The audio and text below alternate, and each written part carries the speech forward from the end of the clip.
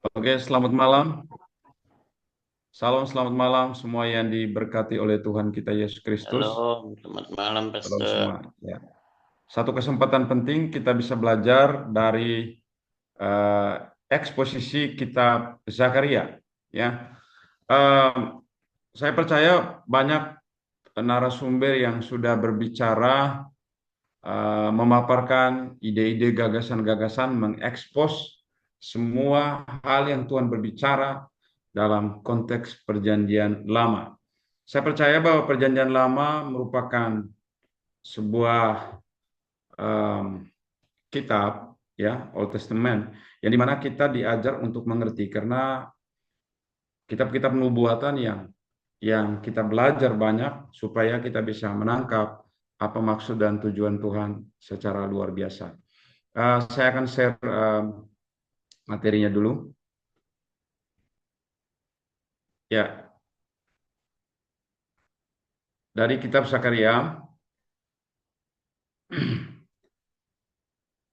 Kitab Zakaria sendiri eh, merupakan sebuah kitab yang banyak berbicara kepada orang-orang Israel, ya, di masa pembuangan yang ada di Babel. Mereka dibuang di Babel sekitar 70 tahun lamanya di bawah penugasan seorang nabi namanya Yeremia. Sejak dari dulu Tuhan sudah berbicara tentang pemulihan bahkan Yerusalem baru eh, kepada umat yang dibuang di Babel. Namun kehidupan waktu itu tidak mudah, kehidupan yang begitu cukup sangat mencekam, dan melalui nabi yang ditugaskan di sana juga Zakaria sama Hagai juga. Dalam catatan penting, tulisan para nabi, kitab para nabi ini ada dikategorikan nabi-nabi besar dan nabi-nabi kecil, itu berdasarkan lamanya tugas dan kitab yang ditulis. Namun semua nabi berperan untuk berbicara, membawa kembali umat perjanjian agar umat perjanjian menyadari betapa mereka ada tujuan Tuhan di dalam kehidupan mereka. Bagaimana kita melihat Israel sendiri diangkat Tuhan, Tuhan memperlihatkan kepada bangsa-bangsa bahwa bagaimana Tuhan memakai mereka untuk memberitakan kabar baik. Melalui Israel seharusnya bangsa-bangsa dan orang-orang yang ada di sekelilingnya mengenal siapa Allah Israel itu yang sebenarnya. Oke. Um, Saat ini kita akan membahasnya itu di pasal 8 yang diberikan oleh uh, tim kita pengurus di FPF. Mari kita mulai. Latar belakang dari kitab Zakaria, ya, ini merupakan sebuah kitab yang cukup menarik untuk kita bisa belajar malam hari ini. Ya, kitab Zakaria adalah salah satu kitab dalam Alkitab Ibrani juga, ya. Dalam kitab Perjanjian Lama, kitab ini ditulis oleh Nabi Zakaria yang hidup pada abad yang ke-6, ya, sebelum Masehi, ya, STSM. Setelah bangsa Israel kembali dari pembuangan di Babel. Jadi orang Israel kembali dari pembuangan ke Babel. Kitab Zakaria dalam pasal 8 ini di mana Allah akan menggenapi janjinya kepada umat pilihan, yaitu membangun kembali Yerusalem setelah pembuangan. Allah juga berjanji kepada bangsa Israel yang berisi tentang kemakmuran dan keamanan pada saat pembangunan, ya, eh, kota Yerusalem. Pesan janji ini melalui Zakaria yang bertugas waktu itu. Selain itu, dalam masa pemulihan Allah memberikan janji mengubah kehidupan mereka untuk lebih baik lagi, menjadi berkat dan menjadi berhasil. Itu janji Tuhan yang diberikan kepada mereka yang kembali ke Yerusalem. Ya, saudara Bapak Mama yang diberkati dalam kasih Tuhan Yesus Kristus. Kalau kita belajar tipologi daripada uh, tipologi Kristus berdasarkan perjanjian lama, berdasarkan kitab Zakaria, ya. Jadi kalau kita membaca kitab Zakaria itu adalah sebuah perjalanan berliku-liku tentang kehidupan orang Israel. Bagaimana hidup selalu tidak tertib dan tidak teratur sesuai dengan hal yang telah Tuhan kerjakan bagi hidup mereka, orang Israel. Mari kita akan lihat apa janji Tuhan. Ya, janji-janji Allah dan pemulihan kota bagi bangsa Israel. Kalau kita lihat kembali dalam kitab Yeremia, Allah menyuruh mereka untuk mengusahakan kesejahteraan kota di mana mereka dibuang. Allah menyuruh mereka untuk mengembangkan menjadi berkat, bagaimana mendirikan rumah-rumah, bagaimana mereka mengembangkan kota itu baik di aspek pertanian, di perumahan, dan semua mereka berdiaspora, orang Israel yang berdiaspora itu, mereka harus menjadi alat kemuliaan Tuhan. Jadi mereka benar-benar dituntut untuk apa? Untuk menghidupi janji Tuhan. Tetapi sayang sekali, pada zaman Yeremia sendiri sebuah tekanan begitu kuat, bahkan Yeremia sendiri pun ya sedikit ke belakang, kita lihat latar belakang, Yeremia sedikit pun banyak orang mengatakan bahwa menurut melihat berdasarkan kuantitas, Yeremia adalah nabi yang gagal karena banyak orang tidak bertobat pada waktu itu. Tetapi kalau kita lihat berdasarkan kualitas, Yeremia adalah seorang nabi yang sangat setia. Lihat bagaimana kita beratapan dari hasil nubuat itu benar-benar terjadi penggenaran bahwa benar-benar orang-orang yang dibuang di pembabel di Babel itu benar-benar kembali ke Yerusalem. Mari kita lihat cerita selanjutnya. Ya, Allah begitu cemburu. Mengapa Allah cemburu kepada umatnya? Karena Allah punya maksud baik untuk sesuatu yang besar bagi umatnya. Dia punya desain yang luar biasa. Dikatakan di dalam Zakaria pasal 8 ayat 2, Allah menyatakan kecemburuannya terhadap Sion dengan amarah yang besar. Ya, itu. Bagaimana Allah kerjakan? Allah kembali ke Sion. Sebuah kumpulan orang-orang percaya, sebuah kota yang sangat indah, yang dimana Allah merancangkan untuk janjinya digenapi bagi umat kepunyaannya. Allah berjanji untuk kembali dan tinggal di tengah-tengah apa? Yerusalem, yang akan disebut kota setia, tempat yang kudus. Yerusalem menjadi tempat kesukaan. Di pasal 8 ayat 4 sampai 6. Semua orang-orang yang hidup baik, yang tua maupun anak-anak, akan memperoleh tempat yang penuh damai di Yerusalem. Ini janji pemulihan. Sebuah janji yang Tuhan kerjakan bagi kita semua. Maka kita akan belajar bagaimana teks masa lalu yang akan kita bawa kepada kehidupan kita di masa sekarang. Bahwa janji Tuhan itu tetap iya dan amin. Inilah janji Allah. Allah yang menyelamatkan dapat perlindungan bagi umatnya. Allah menyelamatkan dan membawa kembali bangsa Israel ke Yerusalem. Itu di ayat yang ke-7 dan 8. Ayat yang ke-9 sampai 15 dikatakan, Allah menyatakan kepada umatnya, ya, tetap kuat dan teguh dalam mendengarkan firman-Nya serta memberikan janji berkat-Nya. Ya, tetap kuat. Karena ada namanya sesuatu perintah yang dalam bentuk instruksi, tetapi ada janji yang butuh kita tetap sabar menanti sesuatu yang akan terjadi. Ya. Lalu janji Allah juga, Allah mengatakan apa yang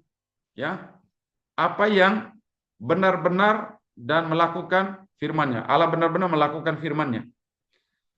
Allah memerintahkan dan mengingatkan umatnya untuk hidup dengan kebenaran, melakukan hukum yang benar, dan mencari damai sejahtera. Saudara yang diberkati dalam kasih Tuhan, ini juga janji Tuhan buat kita semua ya. Kita lihat waktunya akan mengalami damai dan penuh sukacita. Itu di ayat yang ke-18 dan 19. Dikatakan, waktunya Tuhan firman-Nya yang memberikan kegirangan dengan penuh sukacita dan hidup menurut kebenaran. Coba kita lihat, kita akan dengarkan penjelasannya. Terus di pasal 8 ayat 20-23 juga, bangsa-bangsa akan mencari Tuhan. semua suku dan bangsa akan mencari Tuhan untuk keselamatan. Atas pertolongan Tuhan, semua suku bangsa datang mencari Tuhan. Nah, sekarang kita akan belajar secara tipologi Kristus ya. Bicara soal Yerusalem merupakan sebuah gambaran. Kitab Zakaria itu merupakan sebuah kitab yang kita belajar dari pasal 1, 2, 3 itu ada nubuatan-nubuatan, penglihatan-penglihatan yang dimana Tuhan memperlihatkan sesuatu yang ke depan akan terjadi. Kalau kita lihat secara tipologi Kristus, orang-orang percaya pada waktu itu, orang-orang Israel belum mengalami penggenapan berdasarkan catatan sejarah Yerusalem. Ya, sampai sekarang belum dikuasai oleh orang Israel waktu itu. Kalau kita lihat waktu itu. Jadi kalau kita lihat kembali berdasarkan perjanjian baru, Yerusalem yang dimaksudkan di dalam kitab ini adalah sebuah gambaran ke depan, adalah gambaran Yerusalem yang akan datang, yaitu surga, Yerusalem yang baru. Coba kita belajar bagaimana Tuhan berbicara dan janjinya itu pasti akan digenapi. Ya, kalau kita lihat di bab 7, bagian bab 7 dan bab 8, itu bagian akhir yang kita lihat dari bangsa Israel sendiri. Waktu itu orang-orang Israel bertanya begini, kalau di pasal yang ke-8, 7, 8 ini, haruskah kami berhenti berduka? Apakah kerajaan Allah akan segera datang? Mereka menanyakan, Mesias itu akan datang? Tidak. Raja yang dimaksudkan akan datang? Tidak. Zakaria mengatakan begini, hanya jika kamu setia pada perjanjiannya, di ayat yang ke-1 sampai ayat 17 itu, Zakaria tanya balik, pertanyaannya baliknya bilang, apakah engkau siap untuk mengambil bagian dalam kerajaan Allah? Bagaimana Allah berjanji, tapi tugas orang Israel harus mentaati janji itu. Maka kita lihat kembali di ayat pasal yang ke-9, 11 yang akan dibahas oleh hamba Tuhan berikutnya mengenai kerajaan Mesias. Ya, bagaimana raja yang akan datang, ya, menjadi gembala yang agung. Jadi raja yang datang itu menunggang kuda.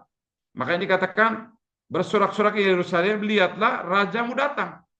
Ia adil dan jaya, lemah lembut, dan mengendarai seekor keledai. Jadi berbicara tentang pemulihan, kalau Yerusalem bicara tentang Yerusalem itu sendiri ada raja yang memimpin di dalamnya dengan budaya dan hukum-hukumnya. Ya, lalu kita lihat bagaimana orang Israel sendiri, ya, menjadi gembala yang ditolak. Kenapa? Para pemimpin Israel mengembalakan orang Israel dengan cara yang tidak benar. Kalau kita lihat kembali sampai ke ayat yang di pasal yang ke-12, 14 juga, pasal 14 itu juga, yang dimaksudkan Yerusalem, pemulihan Yerusalem dan rajanya ini adalah merupakan gambaran kerajaan Mesias. Dan di mana keadilan Allah melawan semua kejahatan atas bangsa-bangsa. Dan Allah mencurahkan roh pertobatan atas umatnya. Dan semua bangsa-bangsa akan datang. Nah, kalau kita melihat ada satu hal yang sangat menarik yang kita akan lihat di pasal yang ke-8 ini, bagaimana menunjukkan bahwa bangsa Israel telah dipulihkan dari pembuangan ke Babel. Setelah dipulihkan, Allah memberikan mereka janjinya, yaitu janji pemulihan kota, pembangunan kembali Yerusalem, janji damai sejahtera serta kemakmuran. Allah juga meminta bangsa-bangsa tersebut melakukan yang baik. Sedikit dari materi, berdasarkan materi ini yang saya mau menjelaskannya adalah apa yang kita pelajari dari pasal 8 ini. Bahwa setiap orang yang percaya kepada Tuhan ada namanya afirmasi dan konfirmasi. Tetapi sebelum Tuhan mau menyatakan segala sesuatu di muka bumi ini, Tuhan pasti berbicara kepada nabi-nabinya. Dan saya percaya sekali, kalau Tuhan yang berjanji, Tuhan pasti menggenapi. Terkadang dalam kehidupan kita orang percaya, ya, seringkali kita ditaruh Tuhan di bawah planet bumi ini, dengan berbagai macam sikon, kehidupan, fenomena yang kita lihat dalam hidup kita, kita alami, kita dengar, kita alami dalam kehidupan kita. Tapi satu hal yang saya mau nyatakan bahwa jangan kita lupa, bahwa Zakaria sendiri berbicara apa yang akan terjadi ke depan. Nubuatan tentang sebuah pemulihan ini bisa terjadi juga kalau kita lihat pada hari ini. Kalau Allah berjanji untuk memulihkan kehidupan kita, kalau Allah berjanji untuk memulihkan keluarga kita, kalau Allah berjanji untuk menyatakan kemuliaannya, kalau Allah berjanji untuk menyatakan kesembuhannya, kalau Allah berjanji dalam hidup kita bahwa Tuhan yang memakai kita, mengurapi kita untuk menjadi berkat. Sebagaimana Israel adalah sebuah bangsa yang Tuhan pilih, Tuhan pakai mereka agar melalui kehidupan bangsa ini memperkenalkan Allah Israel kepada orang-orang kafir, orang-orang sekelilingnya. Namun orang Israel pun seringkali juga gagal. Oleh sebab itu kalau kita lihat pasal 7 sebelumnya, melambangkan seperti Yosua, adalah Yosua itu melambangkan bagaimana dia memakai jubah, tapi jubahnya itu jubah penuh noda, penuh cacat. Itu lambang orang Israel yang hidupnya tidak benar, tidak berpakaian kudus, tapi hidupnya kompromi. Bahkan orang Israel sendiri penyembah berhala. Mereka udah tahu Allahnya, tapi mereka menyembah berhala. Satu hal yang kita belajar bersama-sama malam hari ini, kalau Tuhan berbicara janji dalam hidup Anda, kalau Tuhan berjanji tentang kesembuhan, kalau Tuhan berjanji tentang kelepasan, kalau Tuhan berjanji tentang pemulihan, aspek ekonomi, kalau Tuhan berjanji dia memulihkan keadaan pelayananmu, rumah tanggamu, dia memulihkan hatimu. Satu hal yang kita perlu harus tahu, percayalah pada janji Tuhan. Sebab ada hal yang kita percaya. Mengapa kita harus percaya? Satu, karena Tuhan itu dia adalah Allah yang berjanji, dia setia. Yang kedua, dia adalah Allah yang menjaga janjinya. Dan yang ketiga, waktu dia berjanji, dia pasti menggenapi. Tapi terkadang dalam menanti janji Tuhan, kita seringkali lemah, seperti orang Israel yang bertanya kepada Nabi Zakaria, kapan kami mengalami pemulihan? Kami masih sakit, kami sengsara hidup kami. Kapan kami mengalami pemulihan? Nabi Zakaria berkata begini, kalau kamu mau ingin pulih, kamu harus melakukan bagianmu. Dengan cara apa? Kamu harus hidup dalam percaya, memiliki kasih dan setia kepada Tuhan. Tuhan butuh, kalau kita baca dalam Perjanjian Lama, dia butuh kasih setia dan keadilan.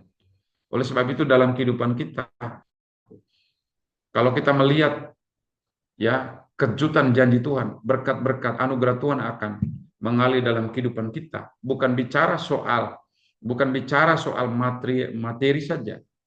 Tetapi satu hal yang saya percaya, bahwa Injil yang Allah kerjakan dalam hidup kita, itu tidak bicara sosok, tapi saterologi, utuh. Allah menyelamatkan kita, makanya teologinya itu tidak boleh hanya sebagian. Bukan ikut Tuhan supaya kita diberkati. Bukan ikut Tuhan supaya kita senang. Tetapi memang waktu kita dalam Kristus, kita adalah orang yang diberkati. Ya, kita diselamatkan, kita dipulihkan, kita diberkati, kita dimuliakan. Itu paket janji yang Allah berikan buat anak-anak Tuhan. Tapi tidak semua kita sebagai orang percaya harus ada bagian kita. Bagian kita yang mengerjakan bagian kita adalah bagaimana kita mendengar, mentaati janji Tuhan. Saya berdoa malam hari ini bahwa kalau kita mentaati janji Tuhan, Tuhan itu akan menepati janjinya. Janji pemulihan itu pasti terjadi. Sekilas daripada kesaksian tentang janji Tuhan, ya, janji pemulihan yang kita baca tadi mengacu pada kitab Zakaria pasal yang ke-8 yang kita akan bawa pada kehidupan kita setiap hari. Pernahkah dalam kehidupan kita mengalami banyak tekanan, banyak mengalami tantangan, tapi kita dengar janji Tuhan bahwa Allah akan menggenapi janjinya dalam kehidupan Anda dan saya.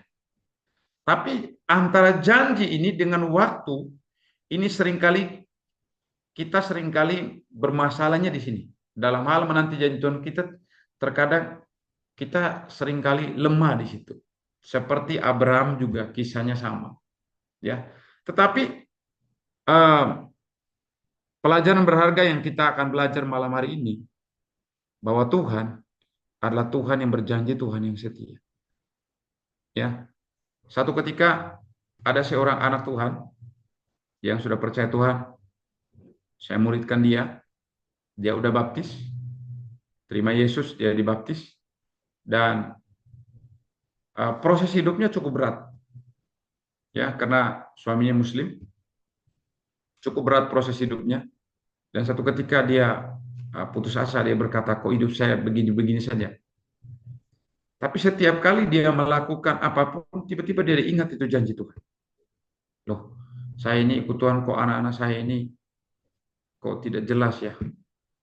Sampai satu ketika ada anaknya, eh, ada menghilang dari rumah, anak cewek SMA, SMP kelas 3, menghilang dari rumahnya, dan mereka cari berminggu-minggu. Kadang itu anak itu diseret oleh setan di kuburan-kuburan. Anak cantik sekali perempuan, ya. Dan mereka udah putus asa, bahkan sempat mereka satu kali ambil dan udah gundul rambutnya, anak perempuan digundul rambutnya. Dan mereka, opanya bilang, daripada bikin malu kita lebih baik pasang apa, pasung aja. Padahal dia nggak gila sih. Satu ketika saya berdoa pagi, saya sih berdoanya begini, janji janji pemulihan untuk kota, untuk pulau ini, untuk jiwa-jiwa yang ada di dalamnya. Saya percaya jika ada orang benar yang terus berdoa dan memberitakan Injil, pasti ada keselamatan, ada janji pemulihan. Saya digerakkan Tuhan waktu saya dengar isu itu, saya datang ke keluarga ini, saya katakan, coba percaya janji Tuhan. Salah satu contohnya, ada janji Tuhan, dia bilang, Tuhan itu tidak pernah membiarkan orang yang berseru siang dan malam.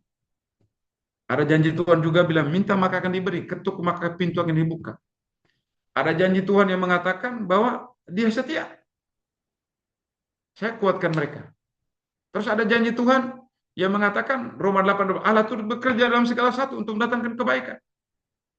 Saat mereka mengalami masalah, saya bilang segala perkara dapat kita tanggung dalam Dia yang beri kekuatan kepada kita. Lalu dia bilang, cobaan yang terlalu berat.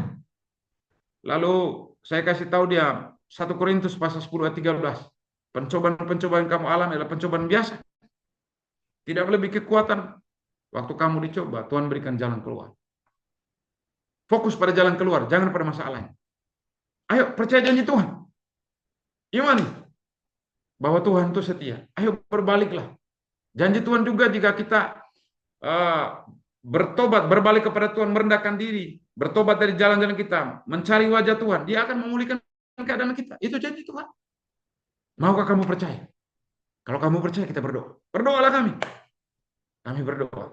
Sama-sama kami berdoa. Bukan karena doa kita yang berbisa, bukan karena doanya mereka, tapi kita mengandalkan kepada kedaulatan Tuhan, pada kemahakuasaan Tuhan, kemurahan hati Tuhan, kesetiaan Tuhan yang mampu memulihkan generasi ini. Berdoalah kami. Saudara, waktu kami berdoa, Tuhan membawa anak ini kembali. Kami ketemu dia di kuburan, mamanya ketemu di kuburan, dan datang. Anak ini saya doakan, karena pernah dia masih kecil, dia pernah datang ke sekolah minggunya kami. Ada janji Tuhan yang dia dengar. Tentang apa? Tentang jaga kekudusan. Tentang jaga kesucian hidup. Kuduslah kamu sebab aku kudus. Kesaksian dia, waktu dia mau dijual, ya, waktu dia mau dijual oleh teman perempuannya ke laki-laki. Saat itu, saudaraku, bapak mama, waktu itu laki-laki mau ajak dia, bawa dia ke gelap. Dia ingat Tuhan. Dia bilang, Tuhan, saya harus menjaga kesucian hidup saya. Dia tolak. Dia bilang, kalau kau macam-macam dengan saya ini anak Tuhan, saya ini tidak sembarang. Saudara, janji Tuhan itu dia teringat. Waktu dia di tengah-tengah kekelaman, dia mulai mengatakan, Tuhan, aku ini mau memang pergaulanmu, tapi aku tetap menjaga kesucian hidup. Saudara, Roh Kudus bergerak, bekerja, bawalah pulang anak ini. Berita baiknya adalah seringkali orang tuanya yang terima janji Tuhan awal bertobat, hari ini mereka nangis. Opanya juga, mereka yang sudah lama tidak sembahyang, mereka bilang, ah, nggak tuan-tuan lah. Tapi apa yang terjadi hari ini? Yang terjadi adalah anak ini tinggal dengan kami di sini, dia serah hidupnya untuk jadi hamba Tuhan. Memang sempat kelas 3-nya ujiannya tidak sempat selesai, kita sekarang lagi urus ujiannya. Saya percaya. Dan sebagai hamba Tuhan, sebagai orang percaya, kita nginjili orang, keluarga kita, bimbing keluarga kita, layani orang, harus pegang pada janji Tuhan. Karena dia yang berjanji adalah dia Tuhan yang setia. Jadi jangan sampai kita lepas pada janji Tuhan. Karena ia yang berjanji itu setia. Dia penjaga janji. Saya berdoa malam hari ini. Jika ada bapak mama, kakak adik, yang mungkin mengalami tantangan, mengalami butuh janji Tuhan, digenapi. Pegang teguh janji Tuhan. Karena apa? Saya sangat yakin. Saya sudah lihat banyak hal yang Tuhan kerjakan dalam hidup saya. Waktu saya berdoa sungguh-sungguh pegang janji Tuhan. Bahwa kalau saya berdoa siang malam, kemurahan hati Tuhan akan menyelamatkan papa saya. Saya punya doa begini Tuhan, kalau papa saya mati jangan disentuh oleh dukun. Karena di satu pulau tempat penyembah berhala. Saya mau papa saya meninggal di tangan saya. Benar persis. Bapak saya meninggal di tangan saya. Di tangan saya, bukan di tangan dukun, di tangan saya. Dan dia pamitan baik-baik. Secara luar biasa dia meninggal dalam Yesus. Kakak saya yang sudah sempat mati suri, dibangkitkan Tuhan. Adik saya yang bungsu, saya berdoa Tuhan di hari pernikahan saya. Saya berdoa supaya adik saya dijamah Tuhan dan menyerah diri baptis. Persis di hari pernikahan saya, janji Tuhan digenapi. Adik saya menyerahkan diri, dia menangis di jamah Tuhan. Tidak ada orang paksa, tapi Roh Kudus bekerja. Dan hari-hari ini, janji Tuhan akan digenapi di bangsa ini. Janji Tuhan akan digenapi di keluargamu. Janji Tuhan akan digenapi dalam gerejamu. Janji Tuhan akan digenapi dalam pribadi. Karena saya sangat yakin, segala sesuatu terjadi di muka bumi karena perkataan firman. Ada sesuatu janji yang berbentuk nubuatan yang akan terjadi. Tapi kita harus percaya bahwa setiap perkataan yang firman Tuhan itu akan digenapi. Saya berdoa malam hari ini. Mungkin kau bergumul. Banyak di jemaat kita. Ada juga pergumulan. Tapi saya kasih tahu, pegang janji Tuhan. Jangan pegang kata pendeta. Hafal itu firman. Perkatakan itu firman. Deklarasikan itu firman. Biar firman membanjiri kehidupan. Dan saya sangat yakin. Bagaimana caranya? Agar hidup kita dipenuhi dengan firman Tuhan. Iman timbul dari pendengaran. Pendengaran akan firman Kristus. Maka setiap hari hidup kita harus dibanjiri oleh firman Tuhan. Apa kata Tuhan? Ini yang terpenting. Pegang, percaya janji Tuhan. Dia akan menggenapi janji dalam hidup Anda dan saya. Malam hari ini jika Anda mengalami, Bapak Mama mengalami sakit, ada bilur Kristus, oleh bilur-bilur engkau mengalami kesembuhan. Ya, saya yakin kalau engkau mengalami banyak pergumulan, tekanan, seolah-olah ada banyak janji Tuhan yang harus butuh digenapi. Tetapi bukan waktu Anda dan saya, tapi ada waktu Tuhan. Dan saya percaya nantikan kejutan berkat yang dimana Tuhan akan kerjakan buat hidup Anda dan saya. Saya mau berdoa.